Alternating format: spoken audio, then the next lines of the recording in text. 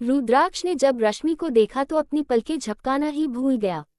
वही रश्मि इन सबसे अनजान ड्रेसिंग मिरर के सामने तैयार हो रही थी कि तभी रश्मि को अपने पेट पर किसी के हाथ महसूस हुए। ये देख रश्मि सामने लगे मिरर से रुद्राक्ष को देखने लगी, जिसने अपना चेहरा उसके बालों में घुसा रखा था। रुद्राक्ष की गर्म सांसें महसूस होते ही रश्मि की सांसें ही ऊपर नीचे हो गई, लेकिन फिर खुद को नियंत्रण कर धीरे से बोली रुद्राक्ष। रुद्राक्ष ने सुना तो अपना चेहरा उठाकर रश्मि के कंधे पर रख लिया और फिर आईने से ही रश्मि को देखने लगा। रश्मि ने उसे देखा, फिर धीरे से बोली, वो हमें आपसे कुछ बात करनी थी। रुद्राक्ष ने देखा तो उसे घुमाकर अपने सामने कर लिया। रश्मि को समझ नहीं आ रहा था कि वो बात कैसे शुरू करें, मगर उसे करना तो था ही, क्योंकि ये किसी की जिंदगी का सवाल था और उसने भी इस बारे में बहुत सोचा था।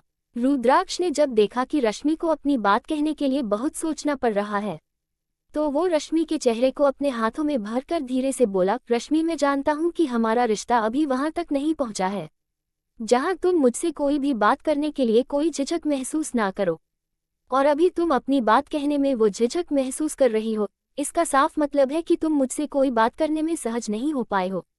लेकिन रश्मि मैं तुमसे आज एक बात जरूर कहना चाहूँगा कि तुम कभी भी, कैसी भी, कोई भी बात जो तुम्हारे दिल में है वो तुम मुझसे बेहिचक कह सकती हो। अब बोलो क्या बात है जो तुम कहना चाहती हो। रश्मि ने सुना तो नजरें उठाकर रुद्राक्ष को देखने लगी। वही रुद्राक्ष भी रश्मि के खूबसूरत से चेहरे को एकटक देख रहा था। उसकी नजरें तो बार बार रश्मि बंद खुल रहे होठों पर थी, जैसे रश्मि कुछ बोलना चाह रही थी मगर शब्द नहीं मिल रहे थे। तभी अचानक रश्मि कुछ बोलती उससे पहले ही रुद्राक्ष रश्मि के होठों पर अपने होंठ रख चुका था, जिसे महसूस कर रश्मि जम सी गई थी। वही रुद्राक्ष भी अपनी आंखें बंद करके शिद्दत से रश्मि के होठों को महसूस कर रहा था।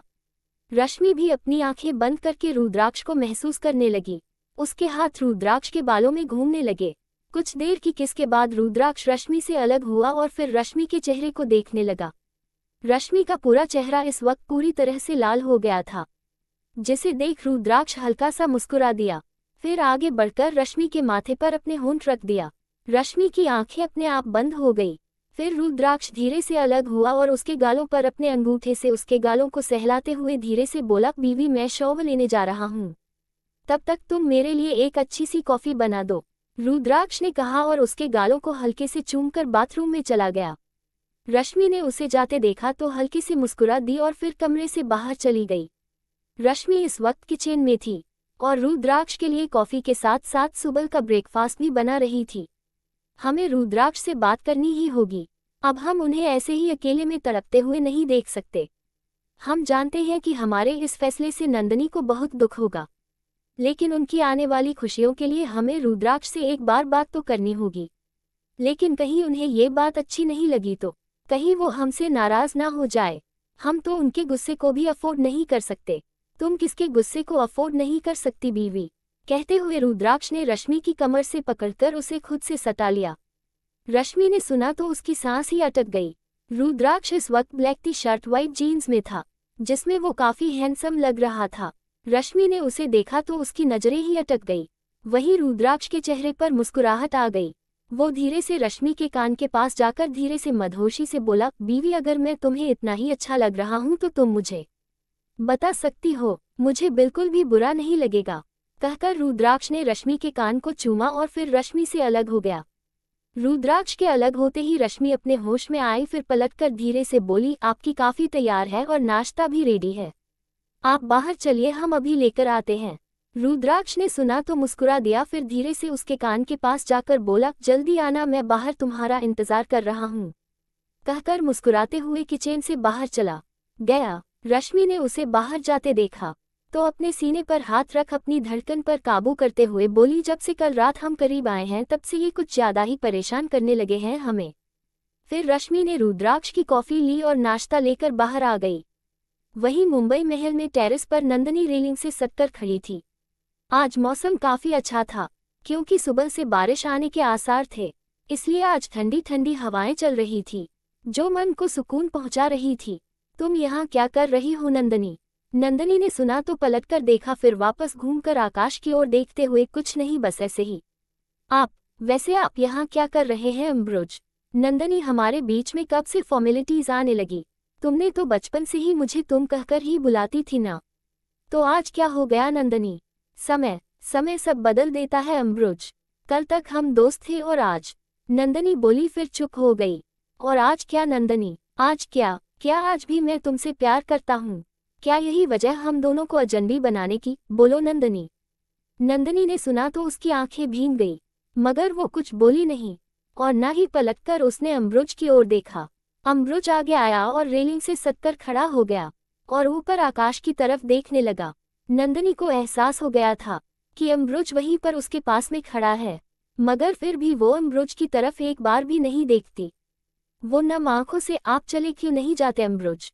आपको इन सब से सिवाय दर्द के कुछ भी नहीं मिलेगा। मुझे तो तुम्हारे साथ में ये दर्द भी मंजूर है नंदनी। अम्ब्रोज ने कहते हुए नंदनी की तरफ देखा। वहीं नंदनी ने सुना तो अपना चेहरा फेर ली। चेहरा फेर लेने से सच्चाई नहीं बदल जाती नंदनी, और सच्चाई यही है कि मैं आज भी तुमसे उतना ही प्यार करता हूँ जितना कि पहले करता था, जब हम साथ हुआ करते थे, जब तुम्हारी जिंदगी में रितेश भी नहीं आया था। अम्ब्रोज ने कहा और वहां से चला गया। नंदनी बस उसे जाते हुए देखती रही, फिर वापस पलटकर खड़ी हो गई और अपनी आंखें बंद कर ली। उसकी आंखों से आंसुओं की धारा बहने लगी। आप क्यों नहीं समझते अम्ब्रोज?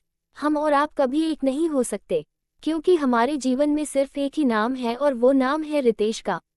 और हम चाहकर भी उसे अपने ज़हन से मिटा नहीं पा रहे हैं, तो हम आपके साथ वफाएं कैसे करेंगे? कहते हुए नंदनी रोने लगी। वहीं दरवाजे के पीछे खड़ा रितेश, उसकी भी आंखें नम थी। वो मन ही मन कुछ सोच रहा था, फिर वो भी वहां से चला गया। उधर दूसरी तरफ बनारस में रुद्राक्ष और रश्मि गाड़ी में बैठे हुए थे। वो दोनों आज शिव मंदिर में जा रहे थे।